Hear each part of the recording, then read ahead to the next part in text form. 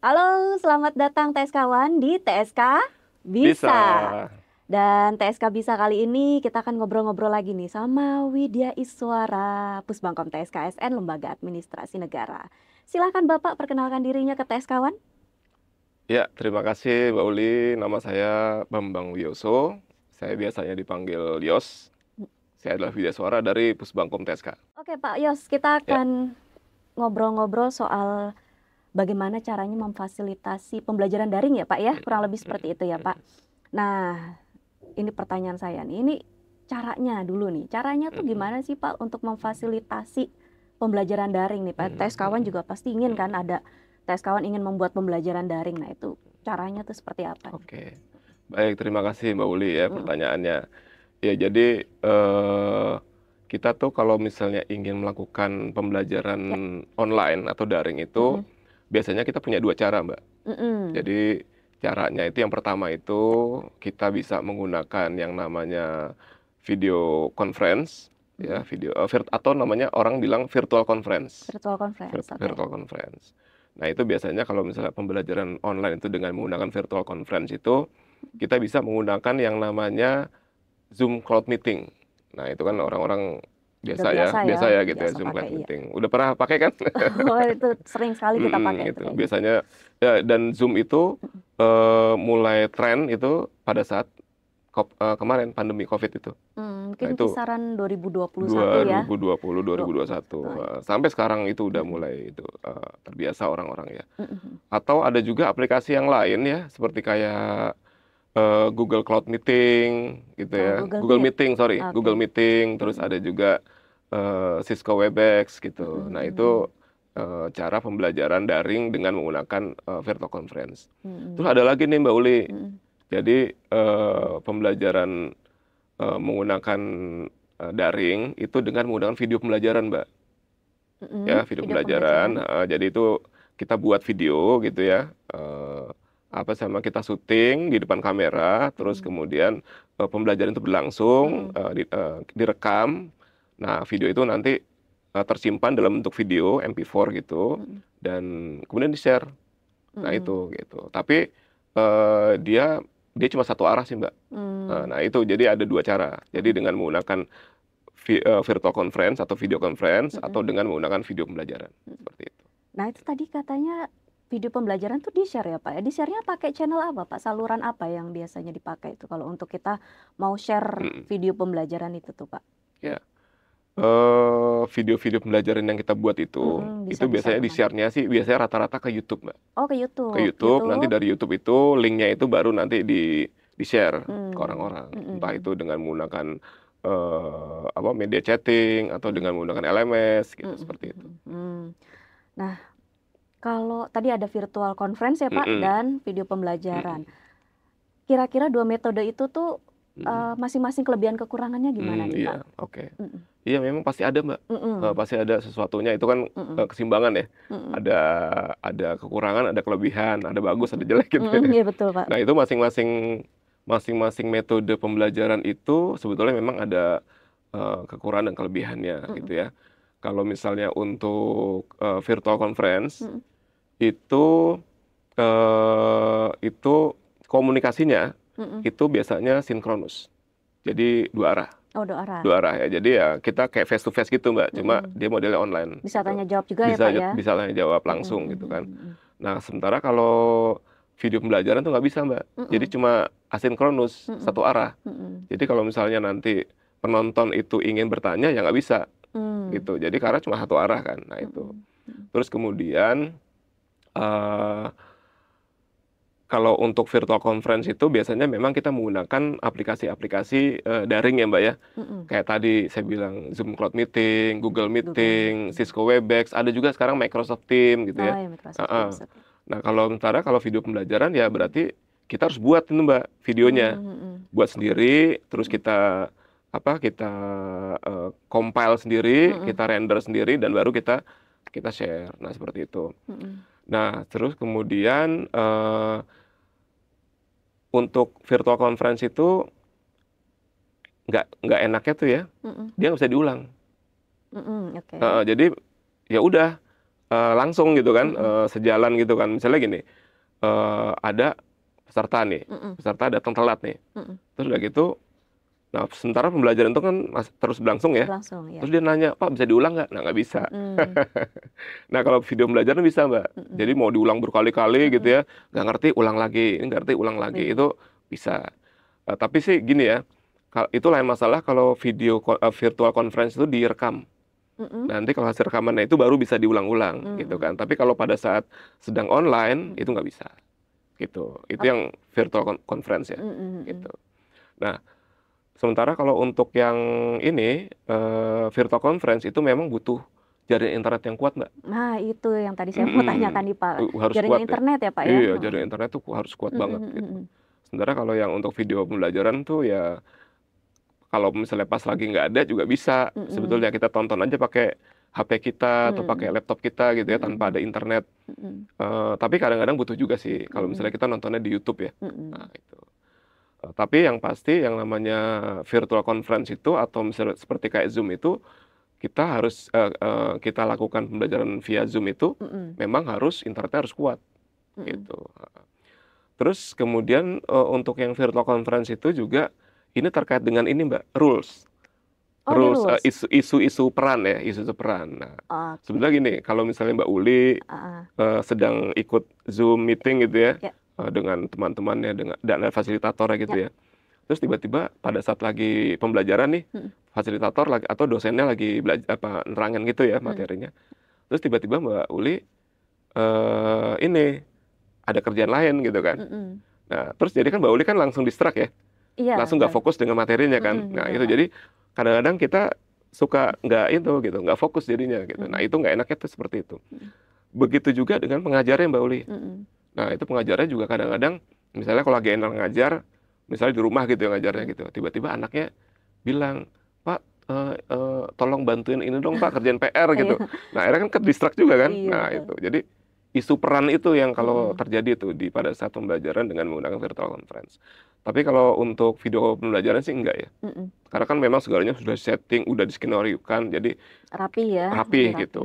Seperti itu sih kurang lebih ya. Dan Positif fasilitator pun negatifnya. juga narasumber nggak punya kontrol ya, Pak ya, terhadap peserta-pesertanya, nggak bisa Mm-mm. ngeliatin satu-satu. Betul, Ayo betul. Pak, Mm, Pak Yos, kok mm. nggak konsen lagi ngapain? Kan nggak mungkin ya Pak ya, kayak gitu ya. Iya, betul, betul. Nah, Mm, kalau misalkan untuk saya nih, misalkan mm, saya mau memfasilitasi mm, pembelajaran daring mm, nih, ada alat-alat yang perlu saya siapin nggak sih Pak gitu?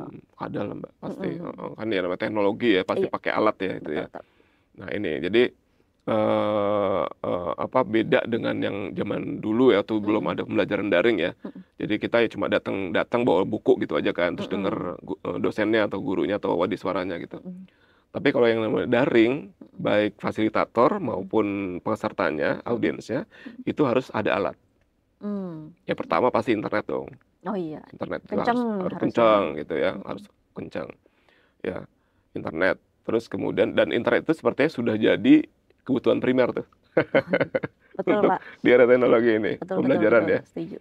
Terus kemudian harus ada komputer, Mbak. Entah itu Komputer, laptop, laptop. entah itu gadget atau apa sih namanya? Tablet gitu ya. Seperti yang saya pakai ya Pak ya, Iya, pakai betul tablet banget. ya. Nah, itu Iya iya. harus ada Mm-mm. gitu. Atau kalau misalnya nggak ada tablet, kita bisa pakai handphone. Pakai handphone ya. Handphone ya. Mm-mm. Nah, itu masalah harga relatif ya. Ada Mm-mm. yang mahal, ada yang murah gitu. Nah, terus kemudian kita juga butuh yang namanya aplikasi. Mm-mm. Nah, itu udah pasti harus ada aplikasinya. Kalau misalnya kita menggunakan virtual conference, berarti Mm. aplikasi yang kita gunakan adalah tadi Zoom, Zoom, terus Google Google, Meet. Microsoft Teams dan Mm-mm. seterusnya. Nah, tapi kalau kita dengan menggunakan yang namanya video pembelajaran, berarti harus ada aplikasi editing video, Apa ya. aja tuh Pak contohnya? Banyak sih ya, ya kayak Filmora, kayak apa lagi ya, InShot gitu Oh, ya. ada yang sekarang Heeh. lagi happening tuh CapCut ya Pak ya? CapCut, nah itu Iya. CapCut, KinoMaster gitu ya kan itu banyak KinoMaster. tuh. Ya paling nggak kita punya salah satu aplikasinya gitu ya. Mm-mm. Nah kemudian ada alat-alat tambahan yang memang harus dimiliki. Mm-mm. Ya kayak tadi headset atau earphone gitu ya. Headset, Nah earphone. terus kalau misalnya kayak di sini nih studio, Mm-mm. lampu Mm-mm. ya, lampu supaya wajah kita terlihat terang, Mbak. Mm. Atau kalau misalnya mau nggak ada lampu misalnya, terus kemudian wajah kita pengen kelihatan terang gitu ya, ya berarti harus kena sinar matahari atau pagi-pagi atau siang hari seperti itu. Nah itu Mbak, kurang lebih alat-alat yang mesti bisa kita miliki ya pada saat kita ingin melakukan pembelajaran online. Audio termasuk ya Pak ya, kayak Oh iya. mikrofon yang kita Oh pakai iya ini wireless gini ya Pak nah ya, ini atau penting nih supaya clip on kabel juga bisa betul ya? banget Mbak. Oh. Boleh. Nah ini kemudian clip on ya. Ini clip on wireless ya, gitu. Ya harganya juga ada yang mahal, ada yang murah. Pokoknya modalnya harus ada sih. Disesuaikan aja ya Pak iya, ya. Betul. Nah kalau misalkan saya mau buat video pembelajaran nih, saya memfasilitasi daring ya, latihan daring. Tapi pakai video pembelajaran nih Pak. Nah, seberapa efektif nggak menggunakan video pembelajaran itu Pak? Menurut Bapak tuh efektif nggak kalau saya menggunakan video pembelajaran untuk memfasilitasi pembelajaran daring? Oke, baik. Ini pertanyaan Mbak Uli ini bagus nih. Nah, saya jadi ingat dengan teori belajar kerucut pengalaman, Mbak. Oh, kerucut pengalaman. Nah, itu teori belajar yang disampaikan pertama kali oleh Edgar Dale. Siapa Pak? Edgar Dale. Edgar Dale. Oh, saya bicaranya Edgar Dale, cuma pengucapannya nggak tahu ya. Pokoknya tulisannya Edgar Dale gitu. Edgar Dale. Dia punya konsep belajar namanya kerucut pengalaman atau corn experience. Corn experience. Nah, itu ya. Jadi gini, kalau kita baca bagian itu ya, itu kan kerucut ya, kerucut, dan itu jadi ada lapisan-lapisan gitu, jadi berjenjang gitu ya. Jadi ada lapisan yang paling bawah dan sampai lapisan paling atas. Nah itu kalau misalnya kita baca grafik itu, bagian itu, jadi pembelajaran semakin ke atas, metodenya itu semakin abstrak. Jadi penerimaan peserta itu semakin abstrak. Nah, kalau misalnya kalau baca dari kerucutnya itu arahnya ke bawah, ya layernya paling bawah, itu penerimaan materi oleh pesertanya, oleh pembelajar ya, istilah pembelajar itu semakin konkret. Nah, kalau kita lihat, kalau kita baca dari grafik itu, pembelajaran dengan menggunakan video pembelajaran itu posisinya di tengah-tengah, Mbak. Jadi sepertiga ke atas. Kalau misalnya nanti mungkin bisa kita tayangkan ya, ini kita bisa tayangkan ya grafiknya. Nah itu yang paling atas, itu metode belajarnya itu dengan membaca, dengan membaca buku. Itu kerucut paling atas tuh. Nah itu ternyata kalau membaca, itu penerimaannya itu cuma 10% Mbak. Jadi daya tangkapnya tuh cuma 10% dari materi yang ada di buku itu gitu. Nah itu kan 10% kan sedikit ya. Sedikit ya. Nah, jadi perlu explore lagi lebih dalam, baca buku lagi yang lain gitu. Nah, kemudian yang di bawahnya lagi adalah mendengar orang bicara atau ceramah gitu ya, mendengar ceramah. Itu daya persentasenya itu ternyata 20%, Mbak. Jadi agak lumayan lah ya. 20%. Dengar orang ngomong nih, ceramah gitu, dosen kita atau widaswara kita bicara, terus kita dengar. Nah, itu ternyata 20% daya penerimaan kita, daya serapnya 20%. Dan di bawah itu ada nonton video. Oh, nonton video. Jadi video pembelajaran. Terus udah gitu kita belajar dari video pembelajaran, kita nonton dan kita belajar dari video itu. Itu ternyata daya serapnya 30%. Oh, nambah ya Pak, jadi lebih jelas ya. Lumayan lah ya, dibandingkan kita dengar ceramah atau baca buku gitu. Iya, betul. Lumayan, saya pikir lumayan gitu. Dan itu cukup membantu sih sebetulnya ya, gitu. Dan sekarang ini di era-era yang sekarang ini ke belakang ini, ternyata pemanfaatan video pembelajaran itu sudah mulai agak tren.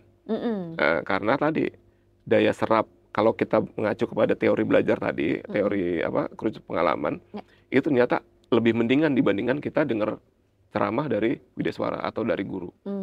Karena dia memang 30% gitu. Tapi kalau misalnya mau lebih besar lagi, Mbak, harus banyak praktek. Jadi praktek langsung di lapangan. Simulasi gitu. Nah, itu bisa 90% tuh daya serapnya tuh, pemahamannya tuh gitu. Itu kalau misalnya kita baca di kerucut pengalaman dari Edgar Dale itu gitu. Terus Pak, ini kalau misalkan saya mau buat video pembelajaran nih. Nah, itu caranya tuh gimana gitu? Saya harus ngapain sih Pak gitu Pak kalau mau membuat video pembelajaran nih? Iya, jadi gini Mbak. Jadi terima kasih ya Mbak ya. Ini pertanyaan bagus nih.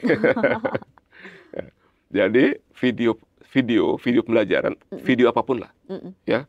video movie gitu ya, Ya. terus kemudian atau video pembelajaran gitu. Itu kalau misalnya kita ingin buat, itu ada tahapannya, Mbak. Ya, Apa aja tuh, jadi Pak? ada 3 tahapan. 3 tahapan? 3 tahapan. Biasanya itu tahapan pertama itu adalah tahapan praproduksi. Praproduksi, Tahapan oke. praproduksi, kemudian tahapan kedua itu adalah tahapan produksi. Produksinya ya, Pak ya? Oke. Nah, tahapan yang ketiga itu adalah tahapan pasca produksi. Oke, jadi yang Gitu. pertama tadi praproduksi, lalu kita ke tahap produksinya, lalu pasca produksi. Nah, itu bisa dijelasin, Pak, masing-masingnya gimana nih, Pak? Oke, siap. Praproduksi, produksinya, pasca produksinya, itu Betul, gimana? betul. Ya, baik. Terima kasih, Mbak. Mm-mm. Jadi untuk tahapan apa namanya? Tahapan pra ya. Mm-mm. Tahapan pertama Pra. tuh praproduksi. Kalau misalnya kita ingin membuat suatu video pembelajaran, konteks kita video pembelajaran ya, Mbak ya. Betul.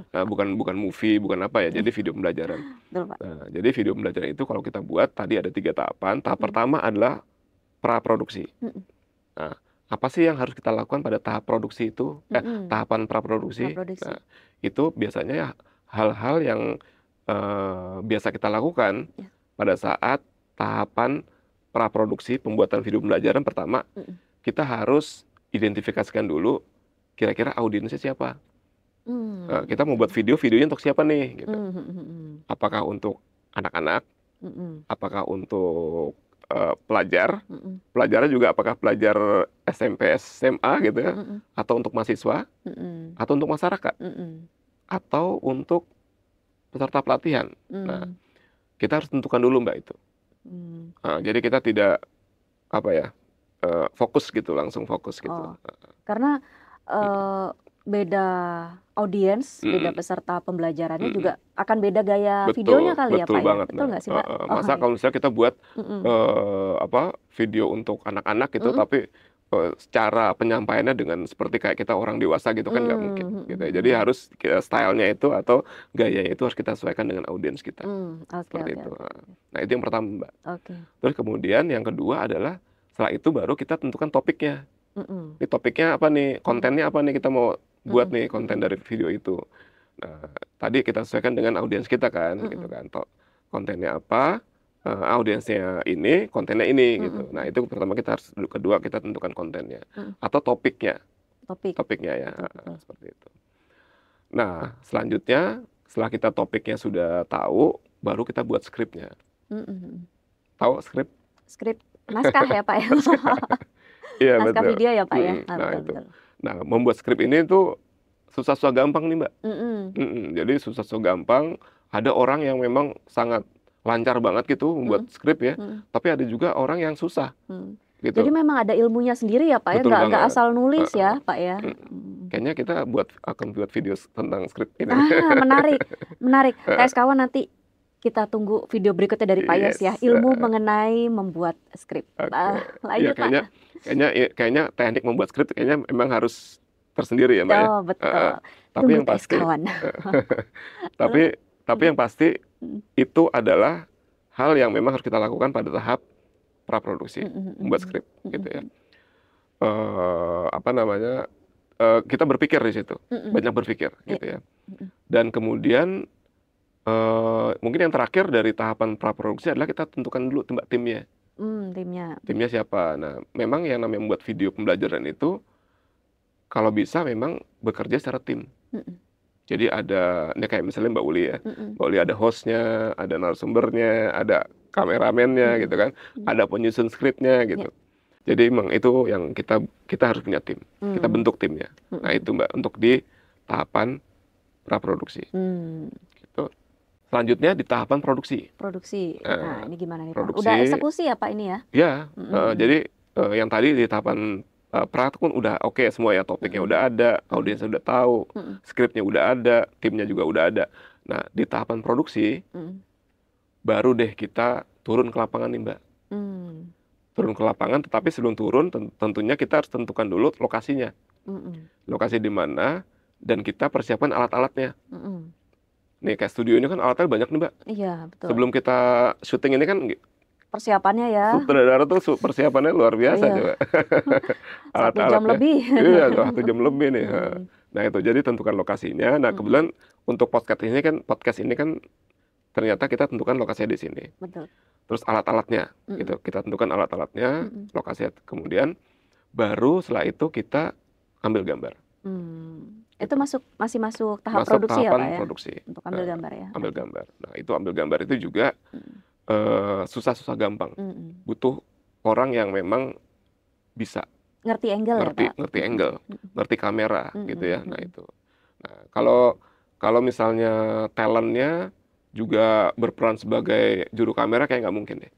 Nah, jadi memang punya kelebihan masing-masing Mm-mm. gitu. Harus ada monitor juga ya Betul Pak ya banget, di layar betul seperti banget. apa gitu ya Pak ya? Jadi memang ada ini ya, ada effortnya sendiri di Mm-mm. masing-masing tahapan. Mm-mm. Kalau di tahapan produksi ini memang effortnya itu pada saat pengambilan gambar Oh iya gitu. iya.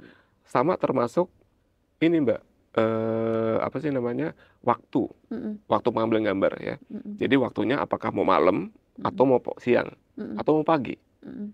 Nah itu effortnya beda-beda tuh Mbak. Mm-mm. Kalau malam Mm-mm. itu peralatannya harus menambah lampu. Kalau nggak pakai lampu deh, wassalam deh.